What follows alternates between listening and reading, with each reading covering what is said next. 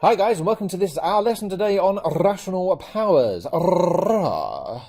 Anyway, work to be completed. Yes, if you're out there in internet land watching this, hey, how are you? Thanks very much for taking the time in following and watching. But for those of you who are cursed with having me try and teach you this stuff, that is the work you need to be able to do by the end of teaching. So let's do our standard recap. So we've been able to differentiate so far positive whole numbers, basically x cubed, negative integer powers, integer just being a whole number, so x to the minus 2, and we now use the chain rule to differentiate complex expressions. That's where we've got to so far. Remember, this is building to a much bigger, complex area of mathematics that is widespreadly used in extended response questions and SACs. So these individual skills are great to know, but they are there for a reason, right? We're now going to extend it into irrational, or rather rational powers, which can and will be used with the chain rule. So what is the difference between a rational and an irrational number? Well, a rational number is one that can be expressed as a fraction. So 1/2 and 2/3 and 3/4 are all rational numbers. 1.6 is a rational number because that can be written as 16/10 or 8/5.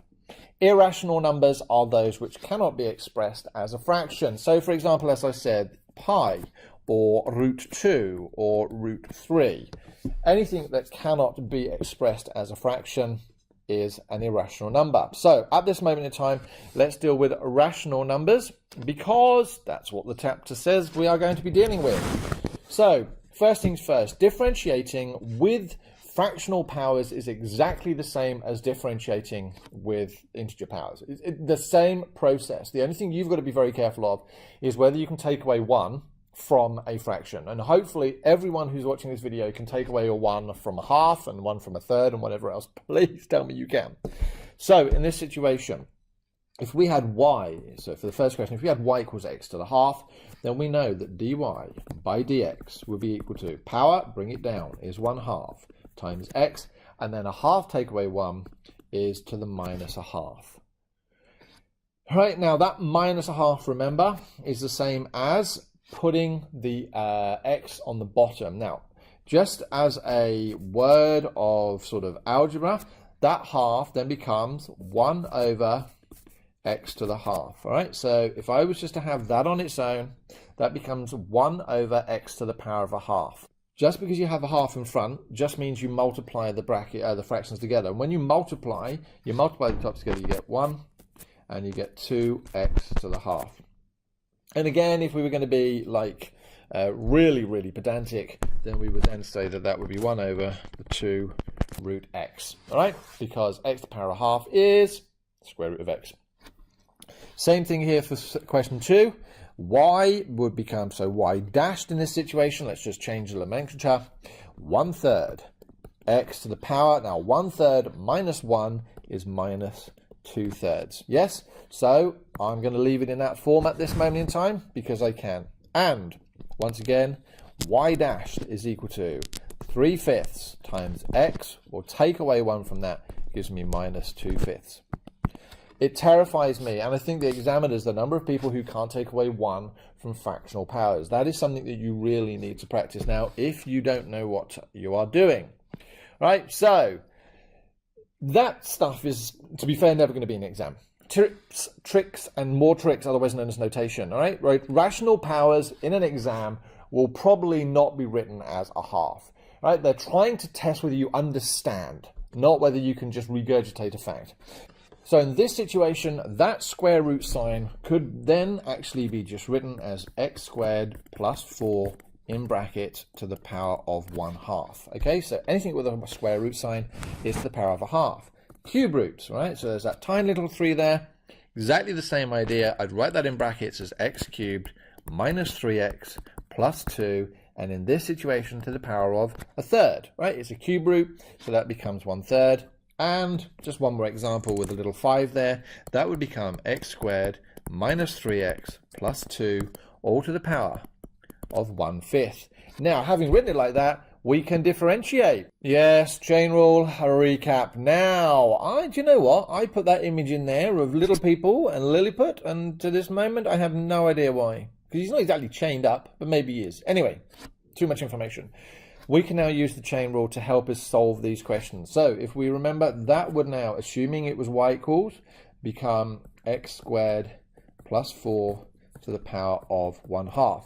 Using the shortcut, the half moves to the front, x squared plus 4, take 1 off the power, and remember, please remember, to multiply by the differential of the bracket. In this case, it would be 2x. Now, the good thing here is, if I were to rearrange that, that becomes 1/2 times 2x, x squared plus 4 to the power of minus 1/2. Oh, look, and that half and the 2 cancel to give me x squared plus 4 to the power of minus 1/2. Woo!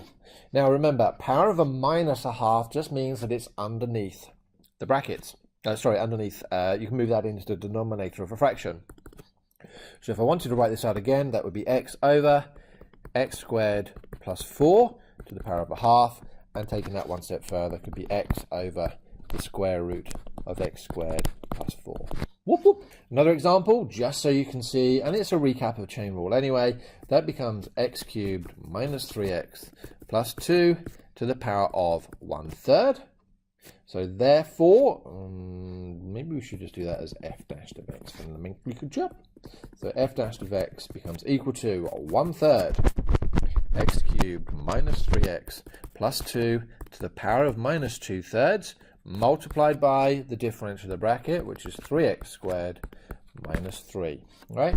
Now, please don't think at this moment in time that you can start cancelling stuff, but there is a bit of a trick here. So 1/3 times 3x squared minus 3. I'm just writing the brackets in a different order at this moment in time. So just swap them around. Now, actually what we do notice is that can factorize out by a factor of 3. So that becomes 1/3 times 3 lots of x squared minus 1, x cubed minus 3x plus 2 to the power of minus 2/3, which, because I'm running out of room, that third and that 3 cancel to give me x squared minus 1, x cubed minus 3x plus 2 to the power of minus 2/3. And again, like I've done here, I could move this section underneath a fraction into my denominator. And our final example, because if you haven't got it now, I am going to worry. X squared minus 3x plus 2 to the power of 1/5. So f dashed of x, assuming this is f of x, is equal to 1/5. And that should be a fifth. It looks like a third. Let's make it 1/5 of x squared minus 3x plus 2 to the minus 4/5 multiplied by the differential of the brackets, which is 2x minus 3. And just making it look slightly nicer, 2x minus 3 x squared minus 3x plus 2 to the power of minus 4 and 5. Ladies and gentlemen, there we go. That was rational powers for the beginners. All right, off you go. Practice, practice, practice. And don't forget, this type of stuff will appear in your exam at the end of this year and end of semester, and undoubtedly forevermore. Thanks very much. Take care. Look forward to seeing you again. It's been so great having you watch this video that I'd like to see you again and again and again. Wow, we could make some amazing maths together. So, if you'd like to, and you'd like to be updated as to when I upload new videos, why not subscribe by clicking the button on the right? Otherwise, if you want to click and see another video created for this type of series, then click the video on the left. Alright, well, you have an awesome day, and I look forward to seeing you again.